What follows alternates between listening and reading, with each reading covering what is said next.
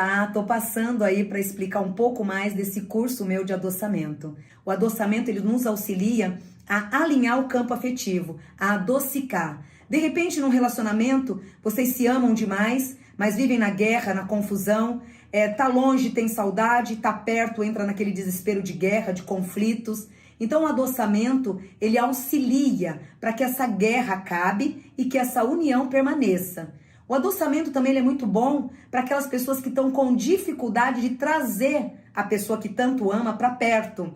Então, de repente, você ama aquela pessoa, mas aquela pessoa não vem, aquela dificuldade de assumir o relacionamento, mas ela tá ali na sua linha de destino, mas não agrega. Então, o adoçamento ele vai ajudar em quê? O adoçamento ele vai ajudar a expurgar as cargas negativas e alinhar esse caminho. Então, vocês que querem aprender ou saber mais sobre adoçamento, acesse aqui. Eu acho até que a gente passou por alguns tópicos que eu acho que é interessante a gente aprofundar um pouco mais. Pode falar, nós estamos aí para falar mesmo, né?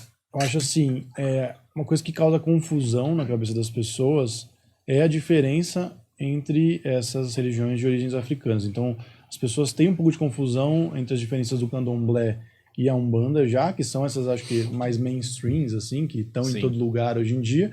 E a Quimbanda, como você já deu uma breve explicação, ela já vai para um lado um pouco mais, eu vou usar esse termo sombrio, Sim. em comparação ao que a gente tem aqui, né? A gente tem uma tradição mais cristã no Brasil. A Dona Neide ali, se ela ouve falar de Lúcifer, ela já acha que é o negócio do mal. Que é o capiroto. Então, eu vou usar o termo sombrio, mas acho legal você dar mais ou menos um panorama da origem dessas três e de algumas outras que você achei interessante citar e mostrar aonde que rola a bifurcação, aonde que cada uma vai para o seu caminho.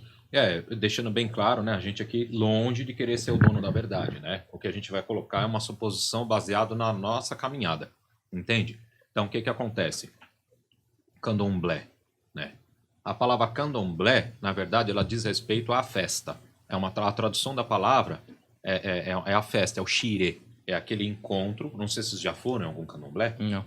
Então, o que ocorre para público ver, na verdade, é a festa, onde se faz a louvação para o orixá. O orixá são os deuses, né, africanos, né, as forças da natureza, que seja, né, tal como Ogum, Oxum, Iemoja, né, o Batalá, ou Oxalá, que seja, e etc. E ali é feito o rum do orixá, que o rum é a dança, através do enredo ali, da dança, cada orixá tem uma dança. Então ele tenta replicar, isso acontece em magia cerimonial também, entendeu? Mas ele tenta replicar na matéria as lendas sagradas do que aconteceu ali no espaço sagrado. Então, exemplo, tem a história, né, da Oxum, que ela passou por determinado local, isso e aquilo. Então, na dança, naquele enredo, no rum, ela se replica todo esse aparato, entendeu? E ali tem comidas, é uma festa festiva. Ali você não vai ver matança, você não vai ver sacrifício, não vai ver nada. É uma festa, literalmente. E no dia a dia, a pessoa procura o sacerdote responsável, ou a sacerdotisa, no caso, o babalorixá ou yalorixá, para ser feito um jogo divinatório através do jogo de búzios, né? Ou o que a gente chama no tradicional africano o Erindilogum, ou Merindilogum, o jogo dos 16, né? E aí aquele sacerdote ele vai apurar o que os orixás estão falando ali, porque não é um culto de transe. Ele não vai receber o que é o certo, né? Ele não vai receber, né, uma entidade para falar que você precisa dar uma obrigação para determinado orixá, entende? É o búzio que vai falar. E aí essa pessoa marca a obrigação num dia paralelo, faz as coisas ali, e enfim, o candomblé tem a sua hierarquia iniciática, né? Mas, digamos assim, o candomblé não é religião africana. Muito se tem essa confusão. Ele é uma religião afro-brasileira, ponto. Ele é uma religião que nasceu aqui em solo brasileiro. Não existe candomblé na África. É muito importante se ressaltar isso. O que existe lá é Ixexelagba, ou seja, a tradução da palavra é culto aborígene, né? Culto tradicional africano, aborígene.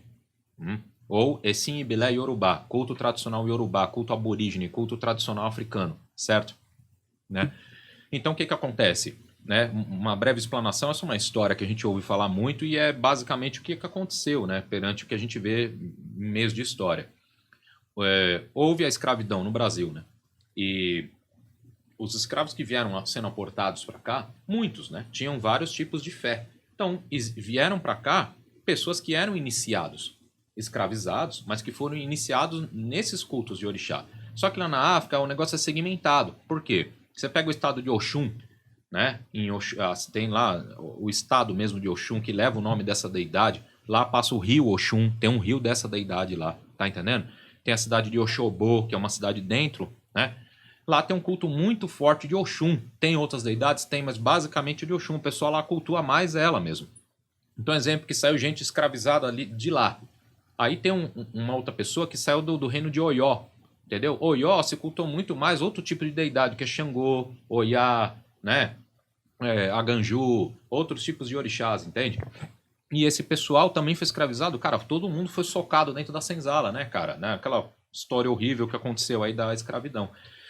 E aí, pô, passa-se o tempo, os caras sabem que não vão conseguir voltar para a terra-mãe, sabem que não vão ter, né, a família por perto. O que restou para esse ser humano? A fé dele, cara, entende? Tentar recuperar um pouco a esperança de vida.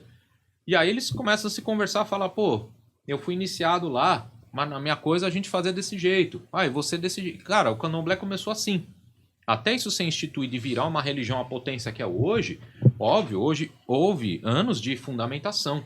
Houve também intercâmbio, depois de anos, daqui do Brasil, os sacerdotes irem para a África buscar fundamento.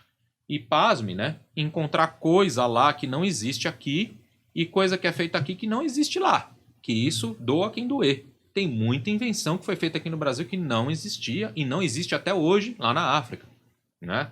Mas, enfim, faz parte do processo, certo?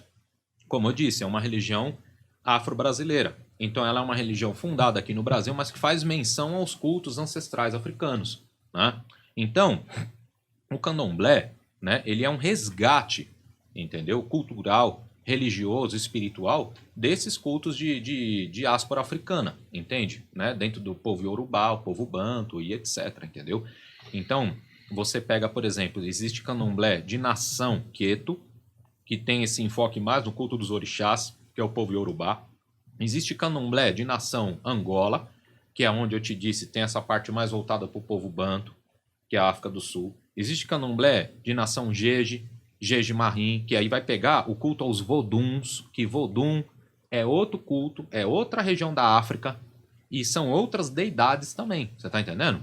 Então os Vodun, Voduno, que seja, são tidos também como forças da natureza e orixás, mas são outras deidades. Não é a mesma coisa que orixá, não é a mesma coisa que inquice, não é a mesma coisa que entidade, tá entendendo? Então, olha a panela cultural, o caldeirão que virou aqui a questão do Brasil. O candomblé é isso, entendeu? Então você tem nações, né? Você tem essa diferença.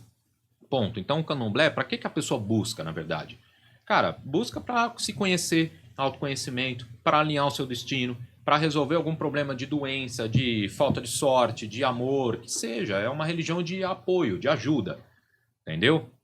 Isso é uma coisa, fato para se colocar, né? O candomblé, como é mesmo, né? Hoje, óbvio, tem casas que são mistas. Ou seja, o cara tem um candomblé, mas ele faz toque com a entidade. O que é toque? É fazer a tal da gira, trazer as entidades, seja caboclo, né? Espíritos, né, de caboclo, o Exu e tal. Porque isso até é uma forma até de angariar fundos, né? Monetário, trazer cliente, mostrar a casa para as pessoas, entende? Porque, de fato, mesmo o candomblé ele deveria sobreviver a partir das obrigações do búzio e acabou. O sacerdote ele não dá transe, entende? Uhum. Isso é até um ponto meio complicado de se falar, porque tem rama, tem pessoa que fala que o sacerdote não pode dar transe, sacerdote de orixá, não pode perder a consciência, entendeu? Né? Então, isso é um lado.